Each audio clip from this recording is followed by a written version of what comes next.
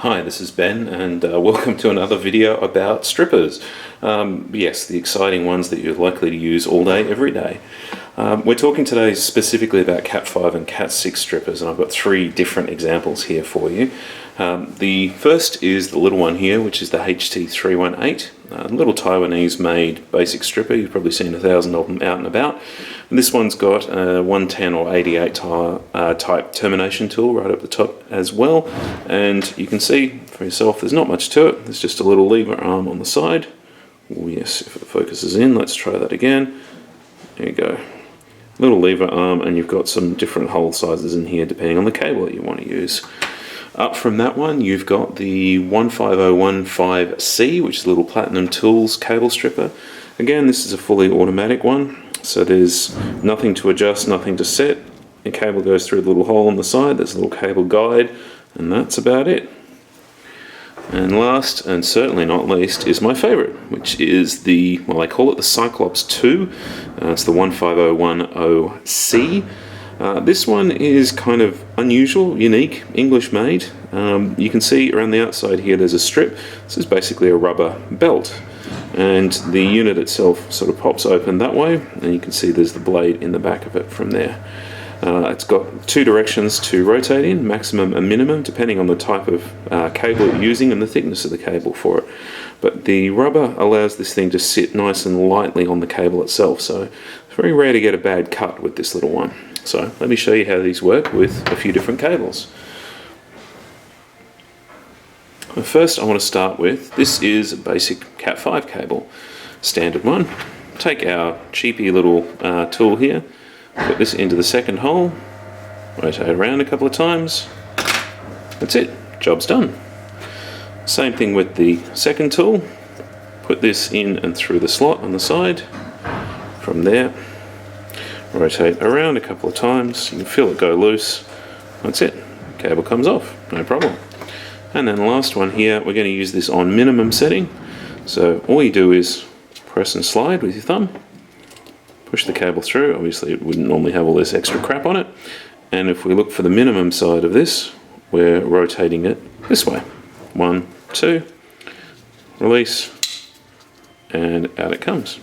Simple as that. So they all do a pretty good job with basic Cat 5 cabling. Okay, step it up. This is a Cat 6 UTP cable. If I pull out my little basic one again, if I use that same second hole for it, it's probably going to cut too deeply, so I'm going to use the biggest one we have. This one here, rotate a couple of times, and there it is. Works, no problem at all. Take the next step up, put this on, clamp it over the top, no adjustments or anything. Feel that biting a little bit harder. There we go, we've still got, if we look in here closely, got no cuts, no nicks, so that's done a good job of that as well. And I'm just going to trim that down slightly off camera so it's easier for the next one. And okay, so here is our Cyclops again. I'm going to take this, pop this through. I'm going to do another minimum cut, a couple of times around. Simple as that. And there it is. Off we go. Now I didn't turn that quite enough, or I moved it while I was doing it. But you can see in there, again, no nicks, no cuts, no breaks or anything like that. So it's done another nice job on that type of cable. Alright, lastly, you get the heaviest duty cable I have here at the moment. This is a Cat 6 SSTP cable. So you've got individual, whoa, hello, let's try that again. We've got individual shielding around each pair. We've got shielding all through there and around the outsides as well.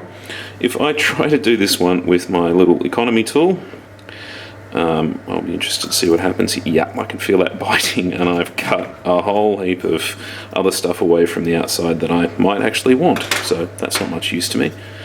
I'll take my next tool up, do the same sort of thing, and oh, that's biting hard. And you can see it's actually stretched the cable around the outside, so this is not, yeah, that hasn't even done the job.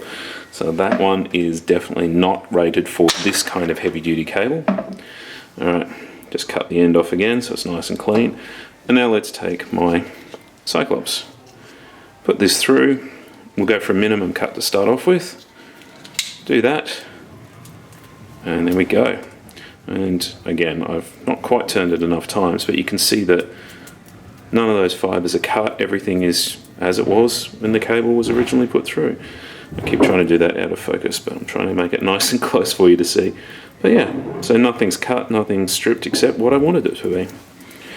If, on the other hand, I want to use the maximum setting on that same cable, so now I'm going to rotate it the opposite way. You can hear that biting in. Now if I want some of that gone, I can, to reduce some of the fluff, to be able to wire it in properly, and it's taken a chunk out of what's going on there too. But that rubber means that the Cyclops is adaptable. Pretty much any type of cable that you want to put into it, any type of UTP, STP, SSTP, FTP, etc. cable, this thing will do a really, really good job. In the other side, a basic tool like that is going to do most of the jobs that you'll ever come across.